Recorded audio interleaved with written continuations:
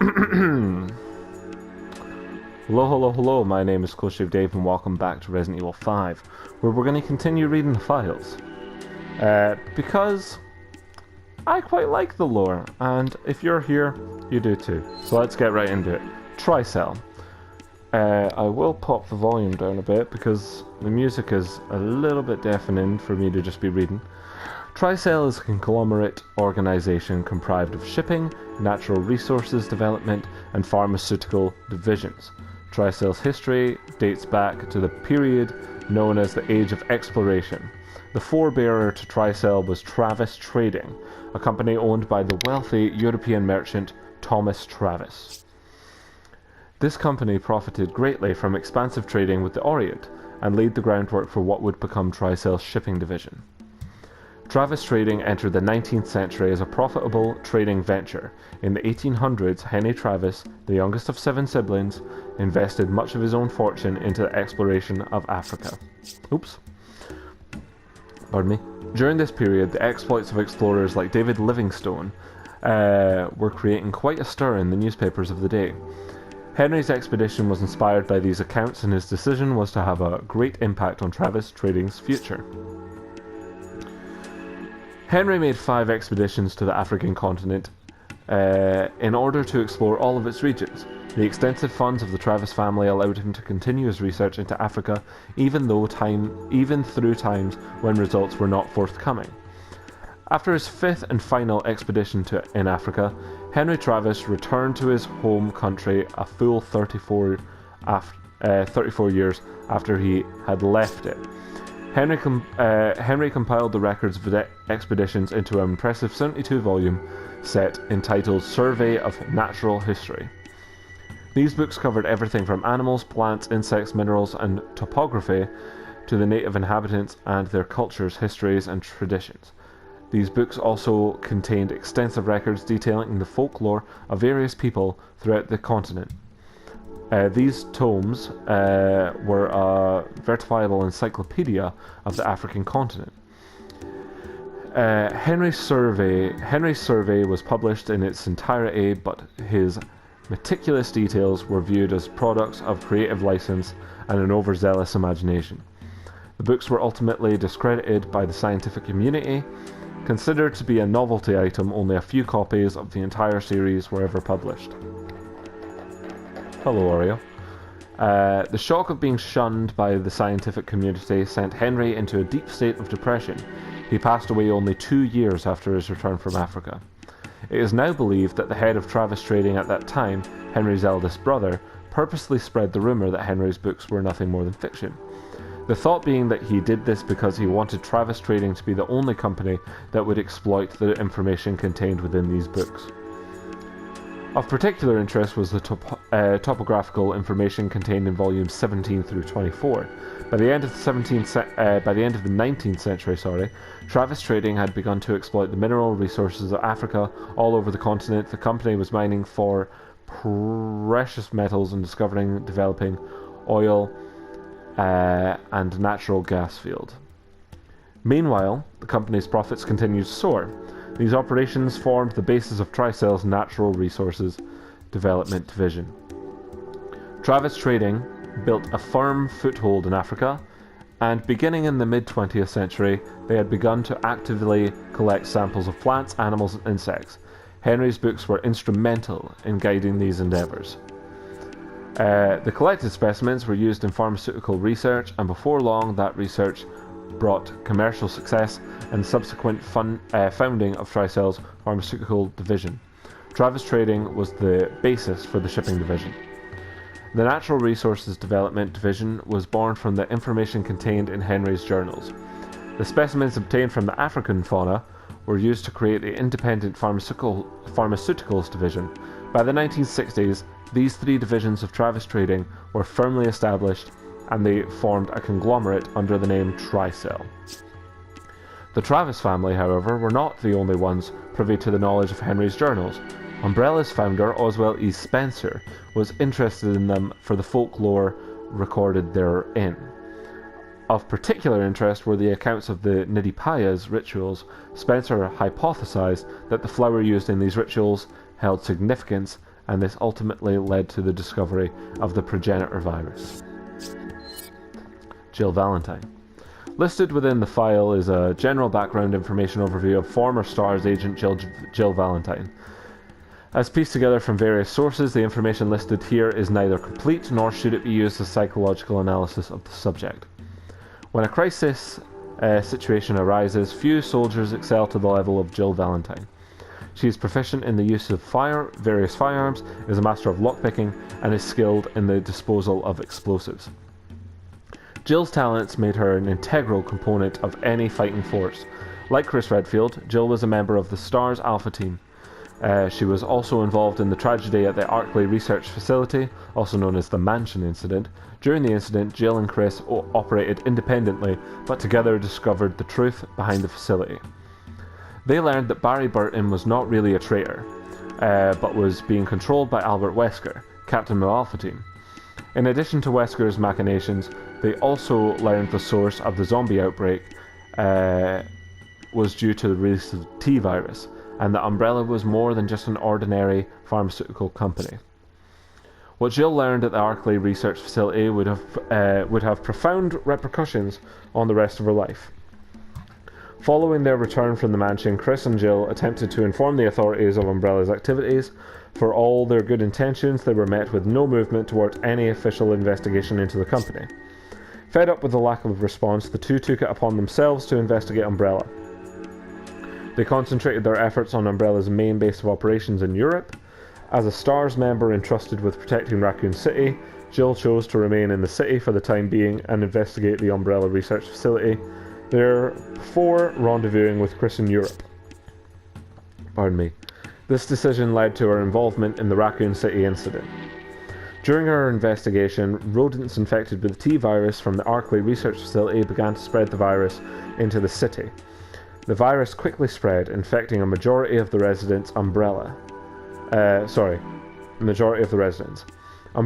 the perpetrators behind this incident, reacted swiftly. Umbrella sent in the Umbrella Biohazard Countermeasure Service, UBCS, to handle the situation, and they also dispatched the bioweapon Nemesis T-Type to take out any surviving STARS members who Umbrella now considered a threat. Jill attempted to escape from Raccoon City, all the while being hunted by the Nemesis T-Type. During this time, she encountered a member of the UBCS team, Carlos Oliveira. Carlos claimed his team was on a rescue mission to save any survivors in Raccoon City, having no reason to doubt that mission's purpose. He proposed to help Jill escape. Jill, on the other hand, had her doubts. However, the situation had reached critical proportions, and Jill did not have the luxury of time. The US government was planning on containing the spread of the virus by launching a special missile strike on the city called Operation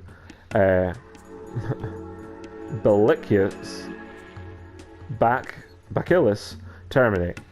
When Jill became infected with the T-virus as a result of Nemesis T-Type, she despaired of ever being able to get out alive. Fortunately for her, Carlos was there to help. Carlos obtained a cure to the T-virus infection and gave it to Jill. After her recovery, she worked with Carlos and they successfully escaped from Raccoon City. In 2003, after Operation Talos, Jill and Chris became two of the original 11 founding members of the BSAA and joined them in their fight against bioweapons and bioterrorism around the world. Chris and Jill stopped bioweapons in Asia, destroyed bioweapons labs in South America, arrested smugglers in Europe, and patrolled the world in an attempt to stamp out all bioweapons. Throughout their activities, while they may have suspected the long fingers of Umbrella as being involved, they never had any conclusive proof. Those long fingers, however, would turn out to be connected to the hands of Umbrella's founder, Oswald E. Spencer. Sorry, I'm having trouble talking for some reason. The pair received intel on Spencer's whereabouts and rushed off to arrest him, only to find their former captain and hated enemy, Albert Wesker. Seeing Spencer's crumpled corpse on the ground, the two changed their plans to arrest Wesker instead. In a 2-on-1 fight, Chris and Jill should have had the advantage, but Wesker's strength and agility were well beyond that of any normal human. For all their training, Jill and Chris were no match for Wesker. As Wesker was about to end Chris's life, Jill made the ultimate sacrifice, lunging at Wesker, and she threw both herself and him out of a window and over the side of a cliff. Chris could do nothing as he watched his partner fall to her death. BSAA launched a full-scale search operation, but neither Jill's body nor any of her personal effects were ever recovered. On November 23, 2006, Jill Valentine was officially declared dead, and her name was added to the list of BSAA members who died in the line of duty. But Jill's story did not end there. The fall did not kill Jill nor Wesker, though badly hurt and unconscious. Jill was saved by Wesker. After giving her the medical treatment she required, he placed her in a cryogenic sleep. Once the Ouroboros plan was finalized, Wesker intended to use her as the first test subject. This was Wesker's way of exacting his revenge. Fortunately for Jill, luck was on her side. The apparatus monitoring her vital signs detected some abnormalities. Something was happening inside Jill's body, and Wesker's curiosity was piqued. Further investigation showed that a mutated form of the T-virus was still inside her body. It was a remnant from her infection, Raccoon City. The cure she was given was supposed to have eradicated all traces of the virus in her body, but instead it caused the virus to go into a dormant state. Her extended period in a cryogenic sleep somehow reactivated the virus. Shortly after being reactivated, the T-virus completely disappeared from her body, but it left something else in its place. Wesker found that Jill's body now contained powerful antibodies to the virus. All those years the T-virus was inside her body forced it to develop a defense system that was nothing short of miraculous. This discovery would help further Wesker's ambitions. The development of the Ouroboros virus, the centerpiece of the Ouroboros plan, had proven to be quite difficult. The Ouroboros virus, developed from the progenitor flower, proved to be too poisonous to humans to be of much use. Instead of spurring the next step in human evolution, it only invited death. Wesker theorized that using Jill's antibodies could make the virus less poisonous. He kept Jill alive solely to produce antibodies for his research. Jill, who had reviled bioweapons and devoted her life to eradicating them, was ironically being used to develop the most terrible bioweapon of all. After much research and experimentation, Wesker finally perfected the Ouroboros virus. Jill's participation in its development meant she was no longer a suitable test subject. Pure and adulterated antibodies with high resistance to the virus permeated her body. Wesker decided he would find a suitable use for her elsewhere. During the research into the progenitor virus, an ancillary chemical was discovered. The researchers referred to it simply as P30. When administered to test subjects, it would not only give them superhuman control, but also rendered them highly susceptible to control. P30 was the ultimate performance enhancer. The aims of the Ouroboros plan were to create a new breed of humans. So P30's application in this plan was inconsequential. However, for the time being, it could be marketed as a product and garner additional funding. Research into creating the ultimate soldier who didn't resist orders was carried out simultaneously on Las Plagas and P30. Unfortunately, the latter had a severe drawback. The effects of P30 would only last for a very short time. An injection of P30 was metabolized and expelled by the body at an expeditious rate, requiring re-administration of the drug at frequent intervals. This greatly lessened the viability of such a product as a long-term performance enhancer. The only counter to such a drawback was to attach a device to the subject that would continually administer the drug. While P30's effects were brief, it was still a powerful and effective drug. The effects of continual administration were untested, so in order to research this aspect further, an administration device was attached to Jill. I'm so sorry. An external device was attached to Jill's chest that would continually administer the drug to her body, with her free will constantly being usurped. She remained a servant to Excella and Wesker until Chris and Sheva destroyed the administration device. Excella Gion. The Gione, Gion probably. The Gion family is well known and respected throughout Europe for their successful export-import business. Her grandmother, being from the Travis family, the founders of Tricell, has endowed Excella with quite a noble and storied lineage. Blessed with model-like beauty and raised in such an aristocratic family, has led to her being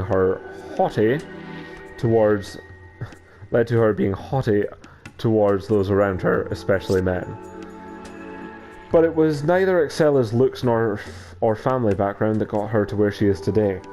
Gifted with a keen intellect and inheriting her father's business acumen, Excella quickly breezed through school and enrolled in a university at a young age. There she majored in genetic engineering, and her talents were recognized by her grandmother's family.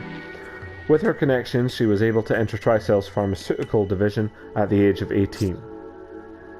Although she was a gifted member of Tricell's founding family, she was still a Gione, an offshoot of the famed Travis family. Even with all the research teams at Tricell's disposal, she was only given one. Excella viewed this act as a slight. While still feeling indignant over this affront, she was approached by Albert Wesker. Wesker's interest in Excella was piqued by her intelligence and character. It was at this time he provided her with all the information she had concerning the T-virus and other research. Excella was now armed with the tools to make the advances to her career that she desired. She used the information and technology she obtained from Wesker to advance Tricell's bioweapons division exponentially. In a fortunate turn for Tricell, Umbrella, who had previously dominated the bioweapons market, had gone bankrupt, greatly increasing Tricell's sway in this area. Thanks to Excella's efforts in expanding Tricell's market share, she was given more of a voice within the company. Before long, she was making key decisions that would affect the fortunes of the pharmaceutical division. This was precisely as Wesker had intended. Excella then set her sights on the position of CEO of the Tricell Africa division. Her adroit use of flattery and intimidation soon landed her that powerful position. It is now believed that it was Wesker who suggested Excella take over Tricell Africa. He exploited her romantic interest in him and was able to use both her and Tricell Africa to further his Ouroboros plan. Excella's first order of business as Tricell's Africa CEO was to restore the abandoned Umbrella Africa research facility. As the facility where research on the progenitor virus had been carried out, its use in the completion of the Ouroboros plan was vital. Following the facility's restoration, Ricardo Irving was employed to sell bioweapons in order to secure funding for the research being carried out on the Ouroboros virus. As the Ouroboros plan neared completion, Excella began to fancy herself as the queen in the new world order that would follow the plan's execution. Unfortunately for her, those dreams were dashed when the man that was to be her king injected her with the Ouroboros virus. Albert Wesker. The mansion incident, the tragedy at Raccoon City, Rockfort Island, Umbrella's Antarctic research facility, and the Umbrella Caucasus research facility in Russia, the kidnapping of the US president's daughter, one man was involved either directly or indirectly with each and every one of those incidents. Albert Wesker. The motivation behind all of Wesker's actions can be found in this current incident in Africa. Wesker had already obtained samples of various organisms and viruses, including the T-virus, the G-virus, the T. veronica virus, and Las Plagas. All of these were eagerly and enthusiastically received by Umbrella's former rival companies, who compensated him greatly for each. With wealth, power, and glory, Wesker appeared to have everything a person could ever want. Wesker, however, was not interested in material gains. An all too familiar sense of trepidation continued to gnaw at him, the source of this uneasiness being Umbrella's founder, Oswald Lee Spencer. During his time at Umbrella, Wesker could never ascertain what Spencer's true intentions were. Spencer's extensive funding of BOW research was unheard of in the field. The whole reason for producing bioweapons was that it could be done relatively inexpensively when combined with a normal weapons delivery system. Spencer's extreme investment in BOWs seemed unnecessary. Why would Spencer need such BOWs in the first place? To find the answer to that question, Wesker joined the Umbrella Information Department. Even after the downfall of Umbrella, these doubts continued to haunt Wesker. To find the answers he needed, Wesker began to search out Spencer. The only problem was that even before Umbrella's dissolution, Spencer had removed himself from Umbrella's day-to-day operations. Wesker had to use every resource at his disposal. Pardon me. All his time, money, and connections. Eventually he ascertained Spencer's long-hidden whereabouts. On the first night of autumn, as thunder and lightning raged in the skies above, Wesker arrived at the ancient castle in Europe where Spencer resided. Wesker expected the old man to be surprised by his presence, but instead the withered old eyes of Spencer lit up with dark delight as he spoke. "You're back." The words barely audible amidst his cough-racked laugh. If Wesker had his doubts about Spencer before, he didn't know what to make of him now. He only knew at that moment that the seemingly feeble old man had been in control of everything that had transpired at Umbrella. Even Wesker's own actions through the years had been controlled and manipulated by this decrepit old man. With this sudden realization, Wesker now knew the source of his anxiety for all those years. Appearing to read Wesker's thoughts, Spencer laid out everything to him. The development of bioorganic weapons was only a means of achieving his true goal: the forced evolution of mankind via viruses. It would be the end of the current form of humanity and the birth of a new superior human race. With this new race he would build his utopia, with himself as a god on Earth. In order to realize this dream, he required 3 things. 1. The progenitor virus. Without this key component, his dreams would be no more than abstract ideas. Once he discovered the progenitor virus, he had the foundations on which all his subsequent plans would be built. 2. The Umbrella Corporation. The manufacture of bioweapons was the perfect method of conducting his research on the progenitor virus. Any profits gained through Umbrella's research were secondary to his true goal. The third thing Spencer needed in his grand vision was Wesker himself. Spencer knew what was required for his utopia. He also knew he would need a new human race. But what would that new breed of humans be like? The progenitor virus would spur natural selection upon the population. That was the fundamental premise behind Spencer's plan. But if the new breed of humans brought about by this selection process were unwilling to share in his vision, then there would be unwanted complications. This fourth stage of evolution would give the surviving humans increased strength and intelligence, but it would not affect a person's knowledge, logic, or general character. If any indolent or unsavory individuals survived to be a part of this new race, it would be a blight on Spencer's utopia. Spencer was not about to have his vision stained, so he enacted a plan to ensure that that would not happen. This plan was called the Wesker Plan, which was named after the chief researcher at the time. Alex Wesker. Okay. According to this plan, hundreds of children born of parents of superior intellect from all nationalities would be collected. Jesus. If their knowledge, logic, and self-will could not be altered by genetic manipulation, then Spencer himself would instill his values into these children by whatever means he deemed necessary. These children were all given the surname Wesker, and after completion of their indoctrination manipulation, they were placed into select controlled environments in various locations around the world, ever under Umbrella's watchful eye. The children themselves were to be kept unaware. They were being monitored. With Umbrella's concealed aid, they all received the best educations available in the fields they pursued. After a few years, one child who showed particular promise was sent to Umbrella's training facility in Raccoon City. This Wesker's child's name was Albert.